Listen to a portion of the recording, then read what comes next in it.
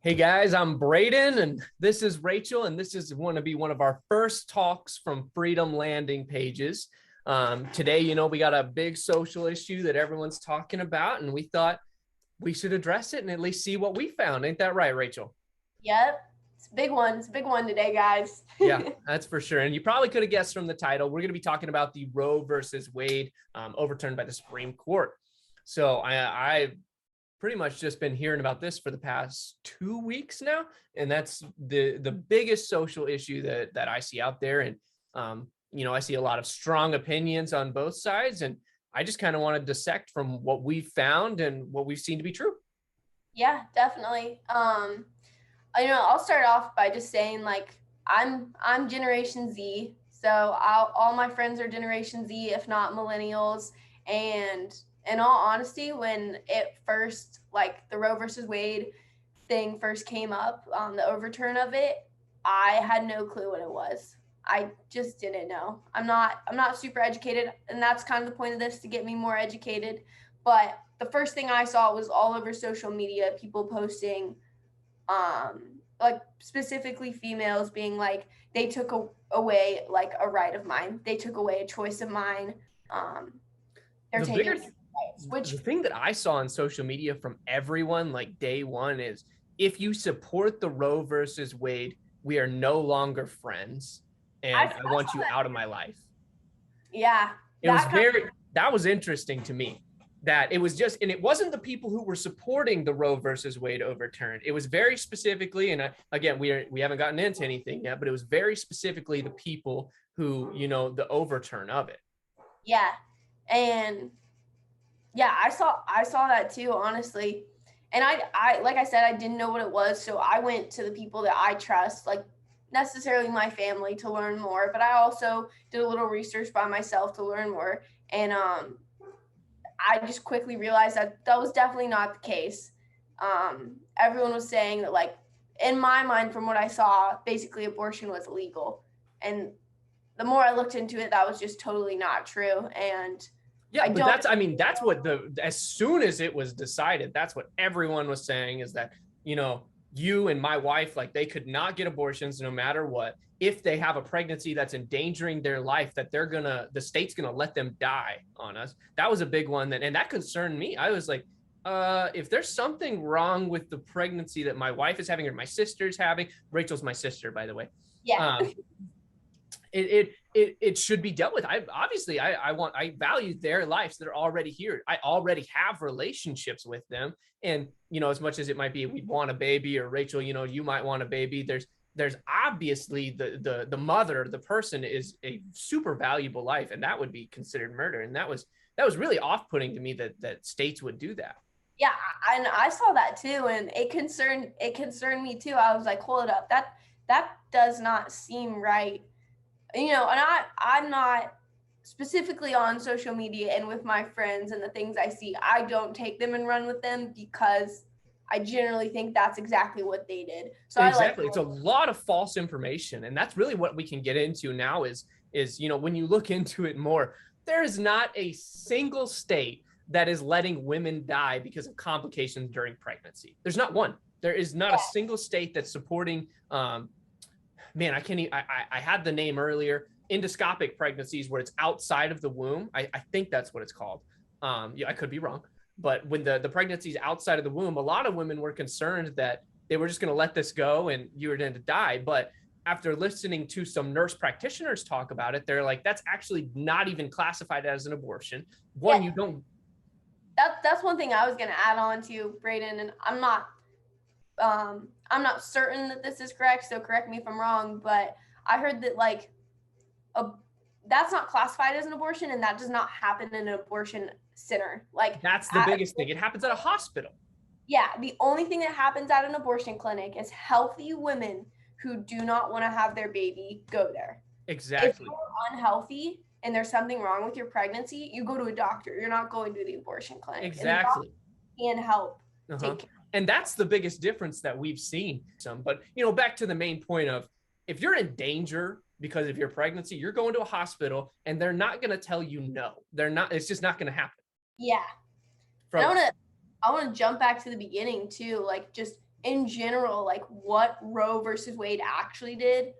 Because like we just kind of discussed what everyone like thought Yeah, happened with Roe versus Wade, but that's not what it was. And I'm not gonna let even close. Braden go into a little bit more detail about what like actually the law was Yeah. about. So what happened was is the Supreme Court decided to look into this ruling again. The job of the Supreme Court is to uphold the Constitution and the amendments made to it by the American people and create laws and decisions that reflect that. So they have a governing doctrine that they have to operate from. Okay. So the issue was is there anywhere in that doctrine that protects people from to not get abortions or to be able to get abortions? Those are the two options. It doesn't mention it. It's just not mentioned in there. Similar to, so how somehow like drug paraphernalia is, like marijuana and some other things. It's really not mentioned in those governing doctrines, from at least how I understand it. And again, our judicial system is so complicated that I feel like I have a mediocre grasp where I can talk about some of these things. But if you know what I'm saying is completely wrong, just drop it in the comments, and I'd be happy to talk about it more, because We're here to we're still learn. learning. That's the biggest thing. We're still learning. But from what we found is that's the job of the Supreme Court, is to be able to interpret those doctrines. And what they found is there's nothing protecting either side of it. So what they did is overturn that ruling that protects your right to get an abortion. And that's simply because that's their job. Their job is to look at those governing doctrines and enforce them. I mean, that's really what it comes down to. And there wasn't anything governing that. So as a result of what happened from them overturning it, we know they overturned the protection of abortions. It takes it to where your individual state will get to create their own abortion laws. And for a lot of people, their state's legislation and local government is going to be a lot closer to their ideals than the Supreme Court. Does that make sense, Rachel? Like, Yeah, I think that makes sense. That made sense to me.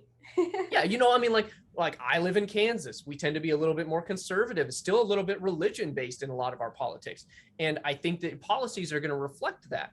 It might be a little bit different in Florida, although Governor DeSantis is doing some great stuff down there to protect you guys as well. And if you are pro-choice and for all this stuff, you probably live, or you have the option of living in a state like Colorado, California, Oregon, and there's no way those states are going to outlie it. Their people, their local population wouldn't allow that. And I think this is back to one of just the great things about America is we don't all need to be governed by the same laws in this country. Someone in New York is having a vastly different life than someone in the mountains of Utah. I don't think they should be governed by the same laws at all. They're just such different people. Also, I mean, tell me if I'm wrong, but we as a population in our state get to vote on this. Yeah, absolutely. You get to vote and you get to make it heard what you want done with this. Yeah. So instead of it just being federal and not getting any say at all, yeah, you can go and make a difference for your state. Exactly. Now we actually have the opportunity to influence people and to go out and vote and make a difference. Before we didn't. So this is like a really good thing. Like, even if you are like pro-abortion and that's what you want, like Braden said, you don't have to live in a state where their views are different. Like, you can always move, and you can also go out and fight for what you believe and try to make a difference in your state. Exactly.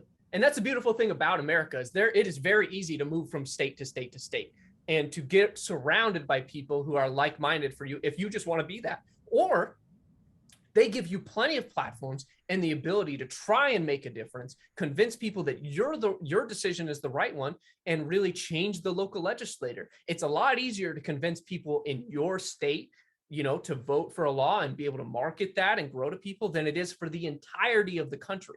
It's almost impossible. And again, there are some fundamental rules here that make this a good decision now, and they're not going to let mothers die because of birthing complications. If that was a part of this would be a giant issue and the entire world would be in an uproar. But that's just not the case. That was false information that came out at the beginning. And people, again, they just listened instead of actually thought and researched. And just spit it out. I also want to state again that they listen, like, it's almost like people listen once. General, I mean, I know I do it sometimes. Braden does it sometimes. They listen to the first thing they hear and then they run with it, and they won't listen to anything else. It's like they turn their ears off. They're like, this is what I heard, this is what's true, and I'm not going to think about it. I'm not going to listen to anybody else's opinion. This is what's real. And that's something that I think, you know, we're still growing. This is our first video. We're starting this channel, but that's something that I want to strive in myself and all of you guys that decide to watch this is keep an open mind. Things change on every single freaking minute out there. Yeah. Like you can't be updated. And if you keep an open mind and think, really just think about things like in your own life and how they're going to affect your loved ones. Learn and educate yourself too. I mean, that's a part of it, but doing your own thinking, not just listening to the people around you, because a lot of them aren't researching themselves. Yeah. And that's the big thing with very specifically this Roe versus Wade case. You can see it, you know, from the get-go where people are coming from. And it's the sense that they just think that all abortion is being completely demolished and they're going to be forced to have a kid if they accidentally get pregnant. They're going to be, you know, forced to die potentially for their kid because the medical services are going to refuse treatment. And those are pretty far from the truth, if you're going to ask me. Those are they're big stretches. Yeah. And yeah. And so, well, that's really just what we wanted to talk about today, guys. If you have any thoughts on this, please leave it in the comments. Subscribe if you want to hear more about these issues. Again, we're not experts. We just do research. We try to think. We're younger people trying to really get a grasp on what's happening in our country, how we can make a difference, and what direction we want to see it go. So if that sounds like you, be sure to subscribe. Go follow our Facebook page, Freedom Landing Pages, and even if you don't want to listen and learn, and you just want to give us some hate, you know what? We're here for it. Watch, give us the views, give us the hate. We're ready for it. Drop it in the comments. We love more discussion that we can have around these issues, the more honesty that there is. And, you know, if you don't want to keep an open mind, that's totally fine. But we encourage that. We encourage thought process thinking. And just everyone trying to make this a better country for all of us. Yep. So we'll catch you guys on the next one. It's Braden and Rachel from Freedom Landing Pages, and we'll see you later.